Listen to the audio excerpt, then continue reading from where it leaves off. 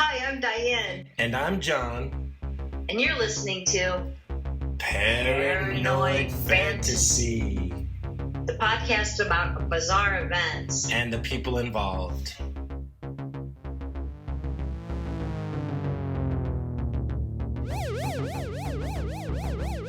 What are we talking about today, John?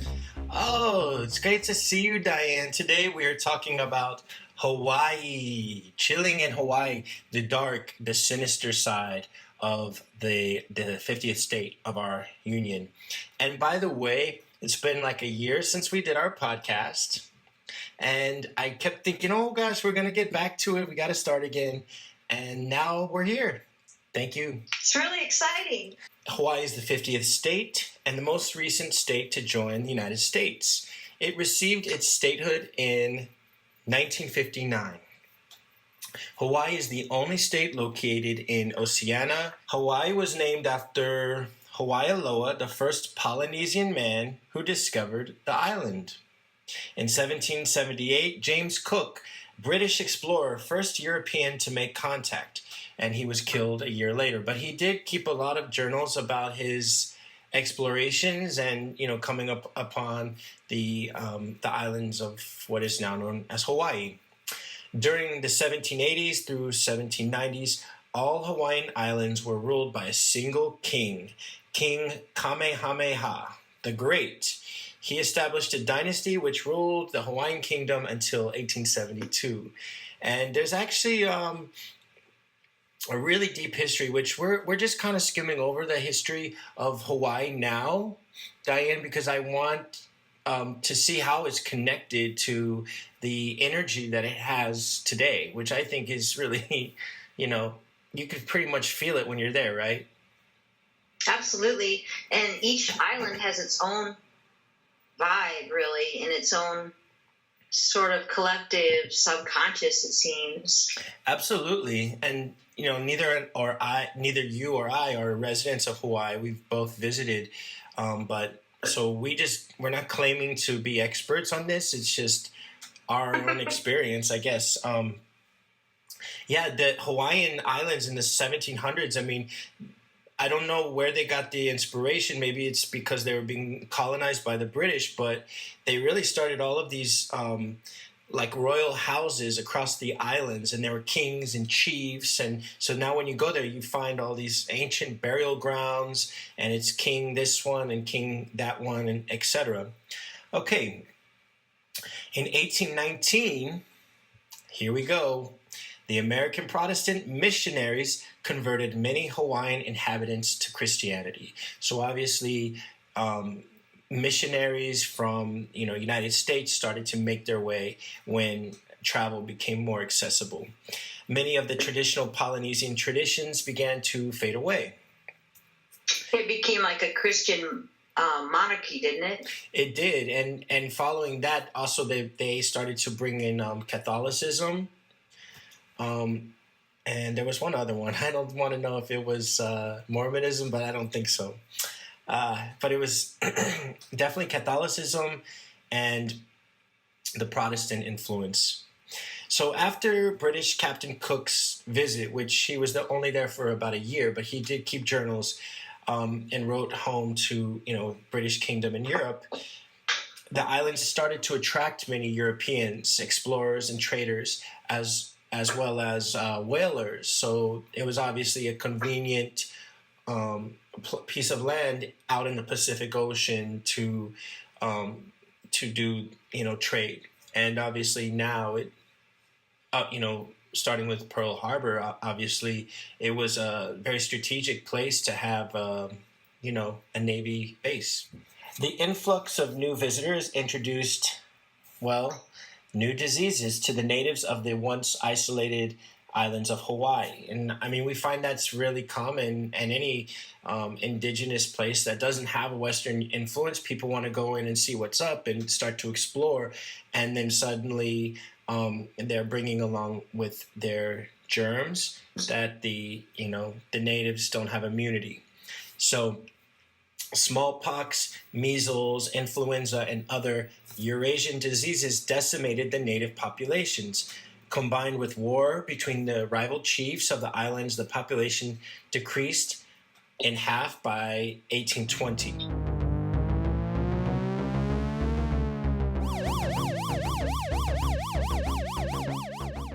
By the late 1800s, American businessmen took control of the islands through the Bayonet Constitution. And in 1890, the Hawaiian monarchy was unable to counter the influx of American businessmen who were intent on annexing the island to the United States. So the president of our U.S. actually wanted to annex these isolated islands into our own control.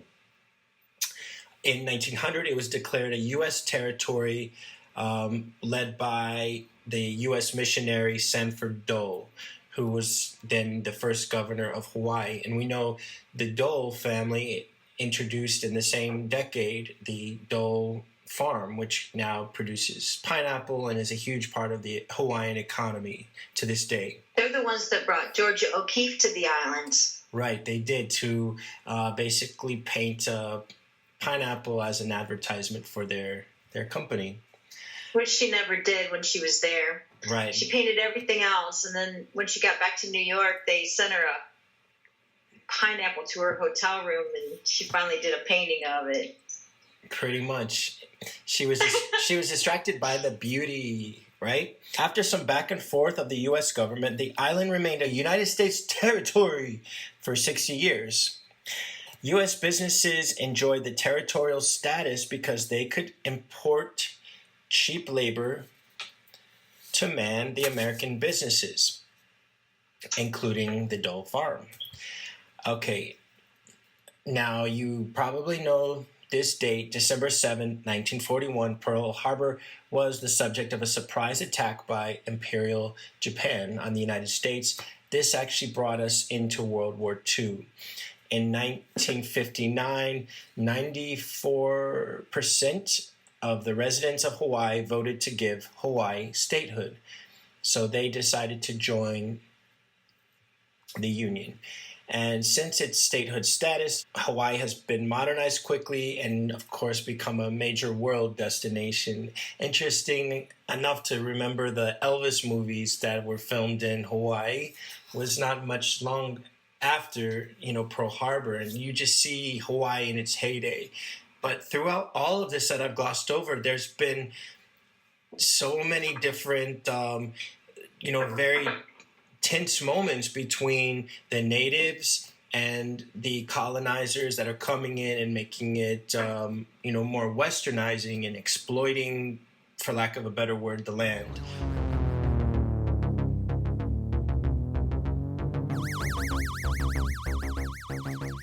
Flash floods, blowholes, steep cliffs, slippery surfaces, and extreme weather makes Hawaii an enchanted locale, but also a very dangerous one for the unprepared visitors. There is also a tangible tension between the native and the white visitors known as the haoles. So I've been actually called this myself and seen the bumper stickers. If you go into some of the more off the beaten path places in Hawaii, they will refer to visitors as haoles, which, I assume is a derogatory term. The conversion of Hawaii to statehood and the westernization that followed has led to an omnipresent oxymoron. Wow, I think if tourists took time to learn some of the customs and acquaint themselves with the history of the islands and be more in the moment when they're dealing with the locals, I think that we could sort of turn the tide on that, howdy thing. Yeah, I agree. So, there is ecological tourism now. So that really is about going to a place where you're visiting, being respectful of the land, the customs, the culture.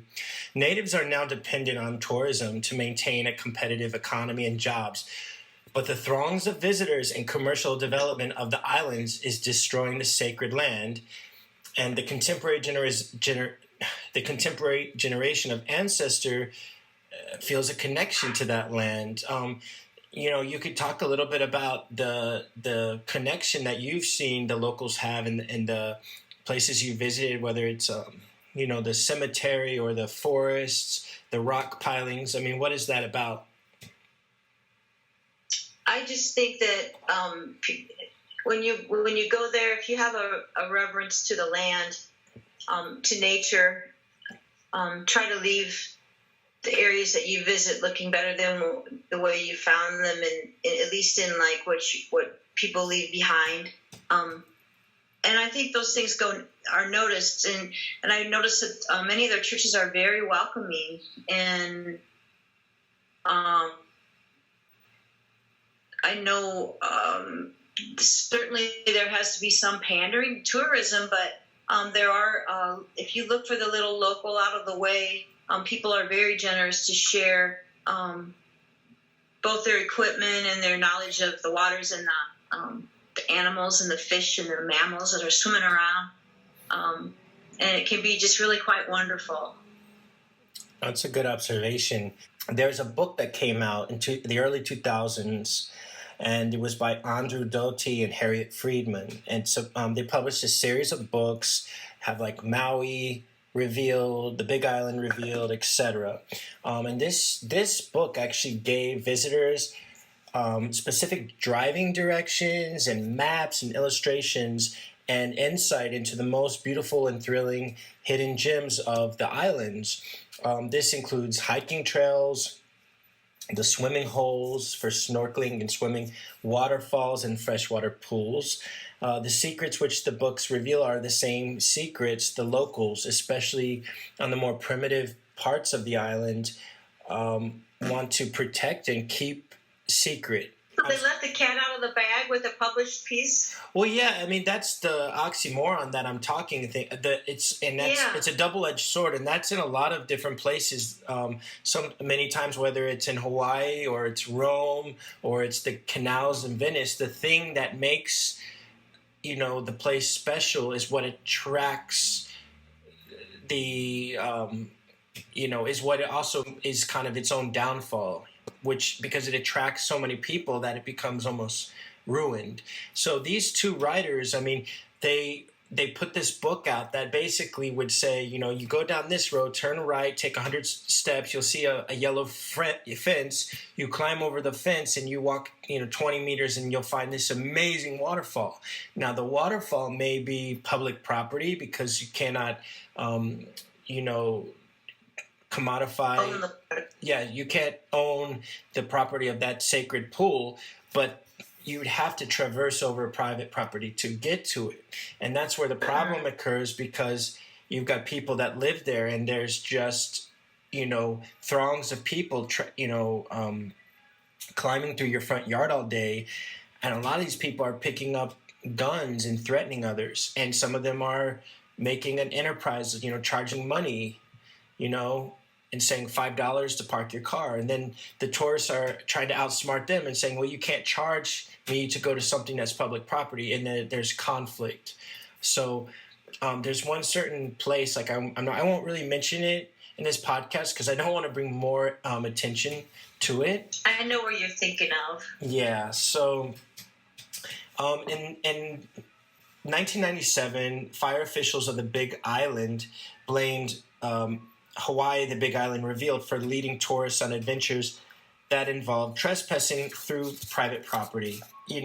I think that they're more designed for the extreme outdoorsman or outdoorswoman that, knows their way around. But, obviously just everyday people are picking up these books and then finding themselves in like a freaking lava vent.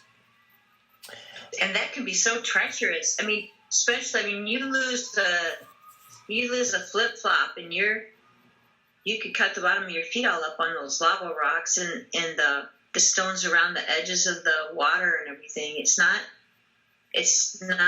very safe. It's not safe if you don't have experience or you don't have a guide. And I think one of the biggest killers there is actually the flash floods, because they can come with no notice.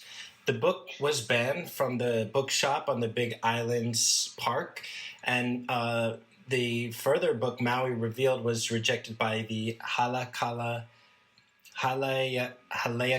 National Park bookstore for including misleading information and describing activities that could lead tourists into danger.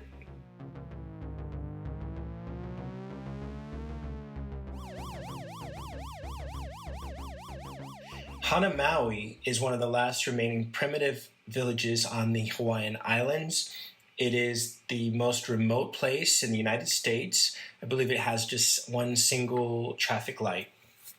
10 years ago, it was a destination for the extreme traveler, allured by the infamous Hana Highway, which is this crazy highway that wraps around the coast, the eastern coast of Maui. And actually, that's where I learned to drive when I was getting my driver's license, which I didn't even know enough to know that it was really that dangerous. But it's been, it's a pretty treacherous drive. And it's something that, it's like Mount Everest, something that now people really want to, conquer. Today, Hana is one of the most coveted locations on the islands, and I'm almost afraid to mention it. I don't want to bring attention to it. Today, daily traffic to Hana can extend for miles and hours, disabling the local residents from going about their daily routine. And the spike in tourism has created a situation where the town does not profit greatly from the day-tripping visitors. As a side note, George Harrison had a property in this town, speaking of day trippers. There's only one hotel in the town. It's a luxury hotel, and out of most people's price range. If the town builds more hotels, it will lose its sense of wonder and destroy the very qualities that people are seeking. And as I use the example, just like, the canals in Venice attract tourists. The more tourists come, the more damage is done to the canals, etc. When developers have come in to build, they've been pushed out. For example, Oprah Winfrey she bought about 7 miles of shoreline in Hana, and she was going to build her private farm, but she got pushed out because basically for her, secure private driveway that she would have needed to build, it would have blocked, traffic between two parts of the town. It's clear the natives of East Maui want to be left alone, but they now depend on a basic level of tourism to survive. It's a situation of can't live with them, can't live without them.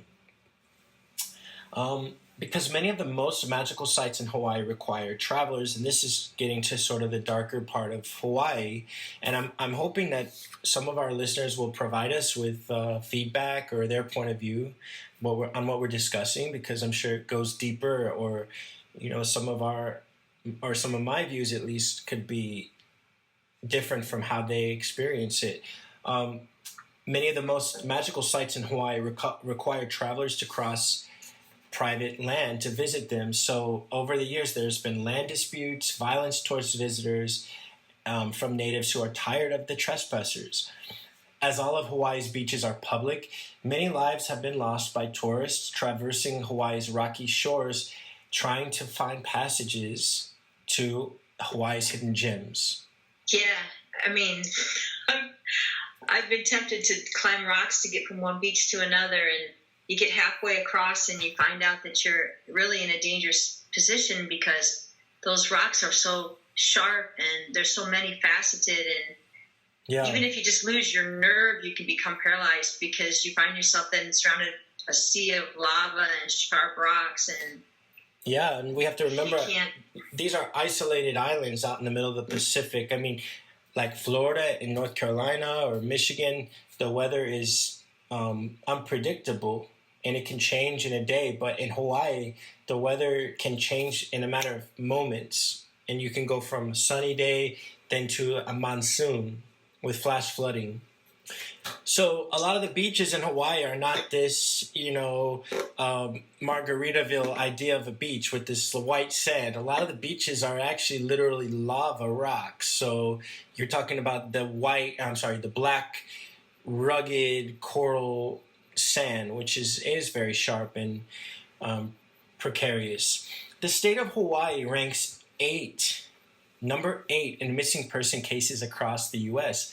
Now, that's a pretty high ranking for an island or a state that's, pretty small. And a lot of these places with missing cases numbers, that are high are sort of places you would expect, like Oregon or Washington, or these vast wilderness where people go out and they do get lost. But the strangeness around Hawaii's disappearances also happens to do with the great amount of tourists who go there thinking, just like Mount Everest, that they could run around and be the king of the jungle, when they're not up to that. They don't have the training, or as you said, the skill or the judgment to keep themselves safe. Going back to the small town we talked about in Maui, they've got a certain limit on their police force. They may have 40 or 50 officers, or maybe even 20, but if their tourist numbers keep multiplying, they still have the same amount of police force, but they're not increasing their revenue, because with hiking and stuff, you're not profiting off of someone coming and walking around and getting back on the bus and going home the same day. You may sell like a couple pineapples or a bottle of water, but they're not making the taxes or the profit to increase. Funny, we should talk about their police department. So you have the same 10 guys on patrol that are trying to now rescue 3,500 people in a day, the possible casualties of 3,500, or that number has just jumped up, of whoever's out and about in the jungle. They find too that some people, it's reported from the police department that some people don't want to be found. I mean, they're lost on purpose, and so yeah, I mean, that brings up a whole nother debate. But I would, there's no law against not wanting to be found, or making the choice to be a missing person. A lot of people come to islands, and not just the Hawaiian Islands, but many island situations, to escape from mistakes that they've made in their life. Yeah. But that said, we're just talking about what I'm more think is concerning is just like the everyday traveler who goes out on a boat or goes hiking and just doesn't come back. Not the people that just, but that the number is included in that statistic, but.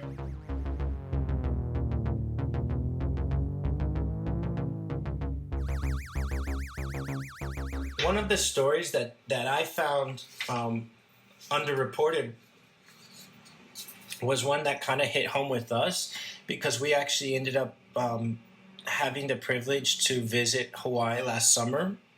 And just days before we arrived, there was a missing person case, and we saw it locally, advertised on posters and whatnot, but it really never made the national news. And I've been following. Today's almost, I think, the anniversary of the disappearance of the young girl.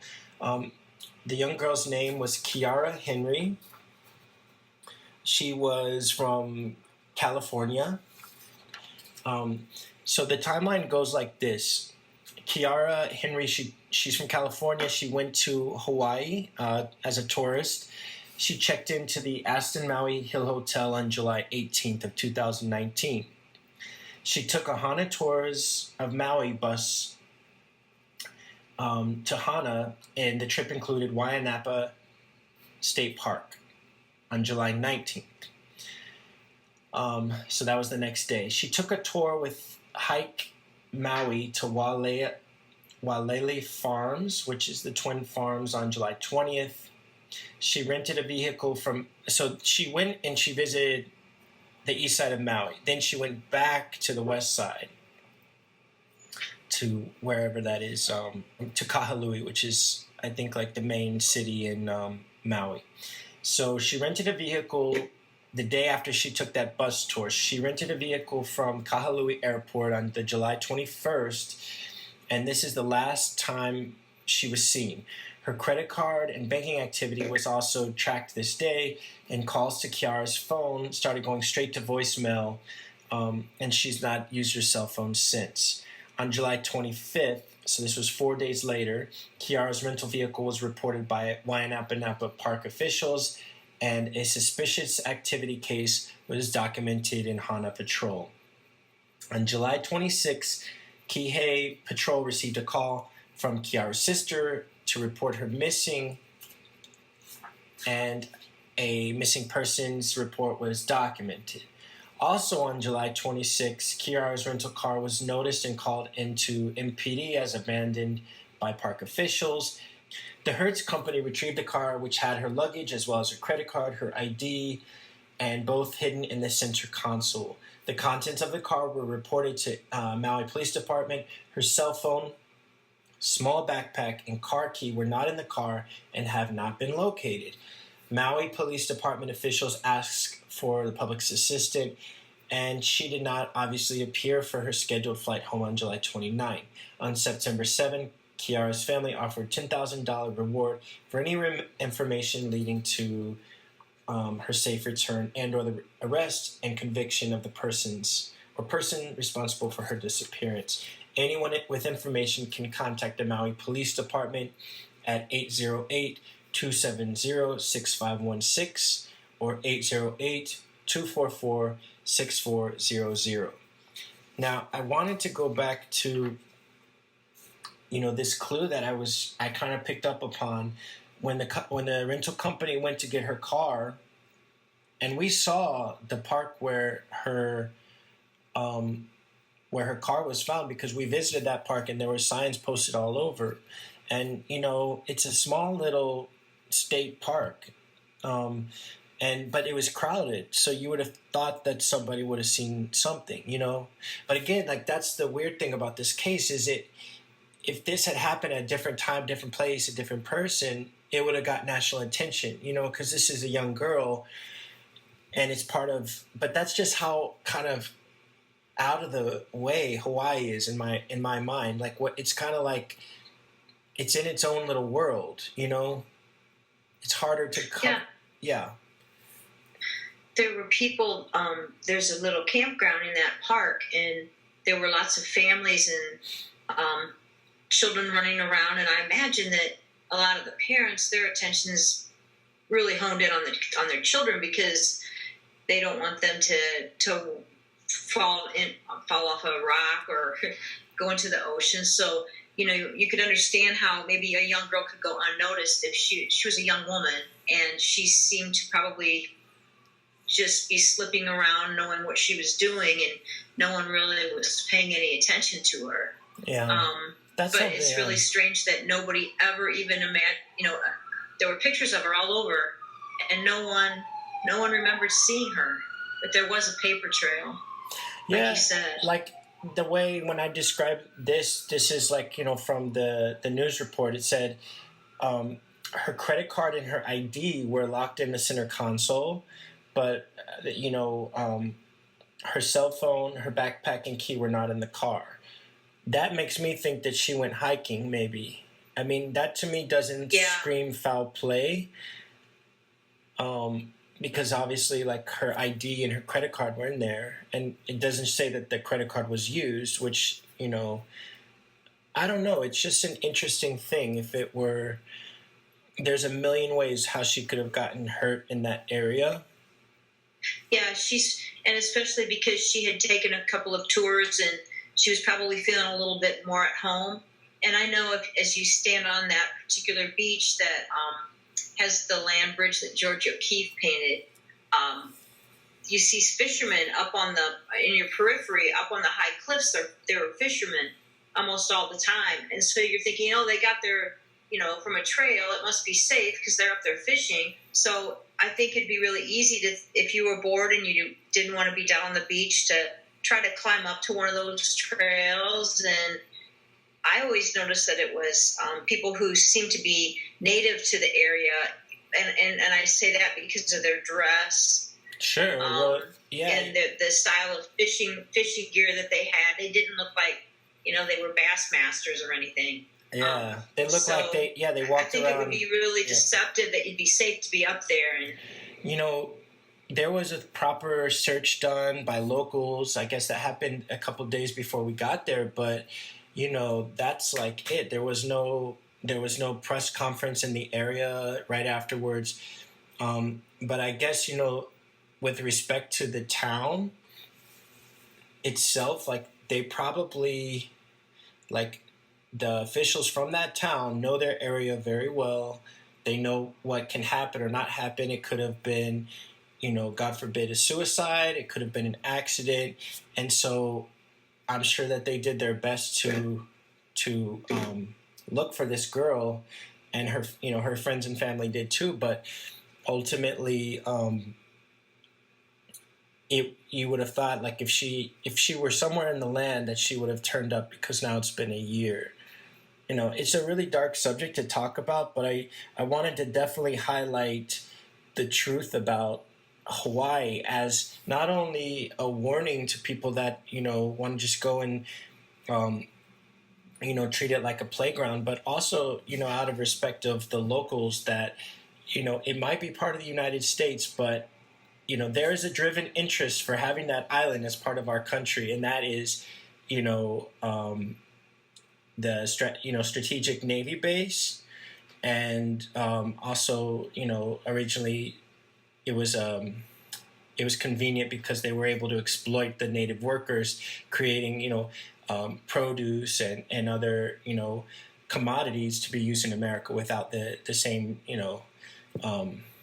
labor laws. So now it's a huge stream of revenue for tourism, but you have to kind of be careful when you're there. You have to kind of play by Hawaii's rules. That's a good way of saying it. That's an excellent way to say it.